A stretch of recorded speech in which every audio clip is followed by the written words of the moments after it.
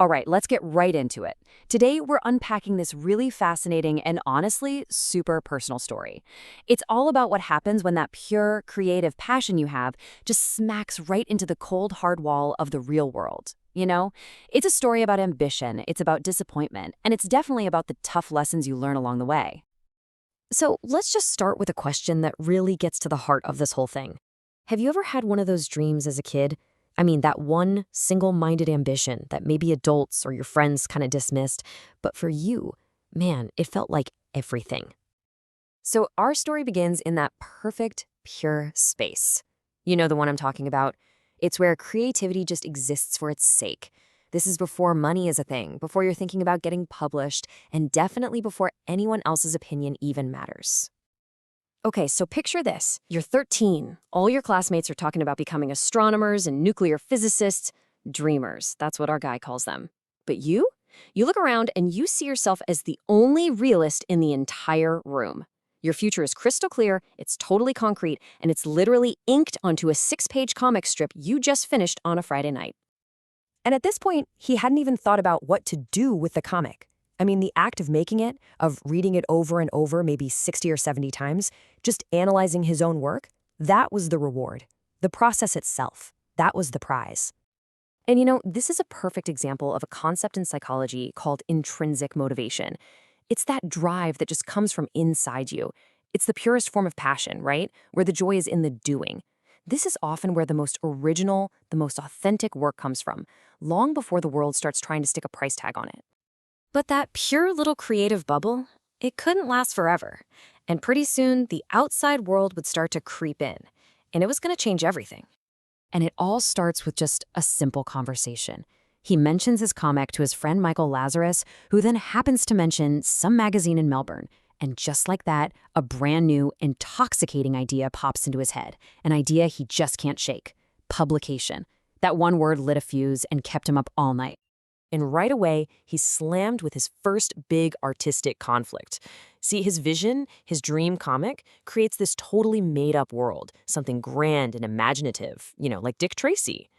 But the opportunity right in front of him, it's with Boy magazine, and they publish stuff like The Adventures of Ned Pelly. Real history, not the fantasy he's so in love with. It's a huge clash between his artistic integrity and what feels like his one and only shot. And on top of that whole internal struggle, he's dealing with pressure at home. His dad, the great scoffer, sees the world in purely black and white transactional terms. If there's no check, it's not real. Simple as that. His mom, she's more practical, just worried about him missing a day of school. So he's not just navigating his own artistic doubts, he's also trying to manage his family's skepticism. So, the appointment gets made, and this is the moment. This is where our young artist steps out of his private little world and into what he imagines is the big, serious world of business. The gap between what he's expecting and what's about to happen is just massive. He isn't just hoping to sell one comic strip. No, he has fully convinced himself that this meeting is a job offer, a full-time career. He literally looks at himself in the mirror and calmly says, yes, he's ready to quit school for this. The stakes, at least in his mind, could not possibly be higher. So, to face this huge day, he has to assemble his professional armor. First, the school suit? No, that's out. Dad's ancient, oversized suit from the 30s? Definitely not. He ends up settling on his good suit, even though the legs are already a bit too short. But then, the masterstroke, his secret weapon, a dazzling corn yellow silk tie. The idea was it would just rivet everyone's attention so they wouldn't notice anything else. You can just feel the mix of teenage hope and anxiety in that choice, can't you?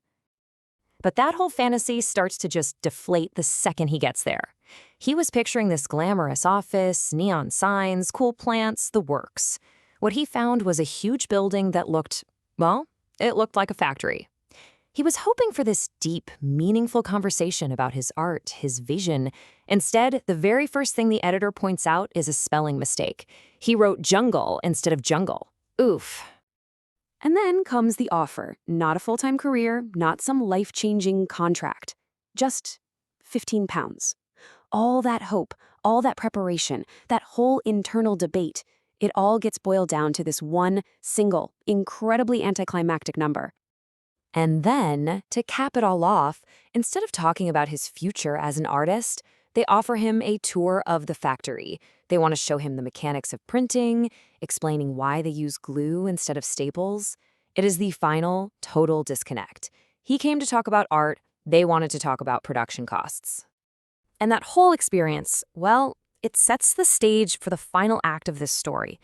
The aftermath, and how a young artist tries to process such a crushing disappointment. So despite that awful meeting, his comic actually does get published. He's a hero at school for about a day. Feeling a little bit of that hope again, he sends in another one. But a month later, it comes back. The story describes it landing with a sickening crash in the letterbox. And then the final nail in the coffin, a letter explaining that Boy Magazine is just ceasing publication. The door slams shut. And to cope with it all, he tells himself he didn't want to be a comic artist anymore anyway. It was just too risky. He had simply grown out of it. And wow, what a heartbreaking justification. He's turning the world's failure into a story about his own personal growth. He tries to pivot, become a serious painter, but his heart's just not in it.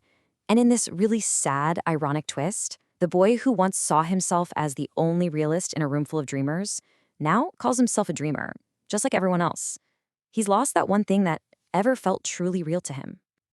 And that leaves us with this one last thought to chew on. When we let go of a childhood passion after reality has knocked it around a bit, are we actually growing up and just moving on? Or is it something else? Is it a form of giving in, of surrendering a piece of who we are to outside pressure? It's a question worth thinking about, for sure, especially when we think about the dreams that we're holding on to ourselves.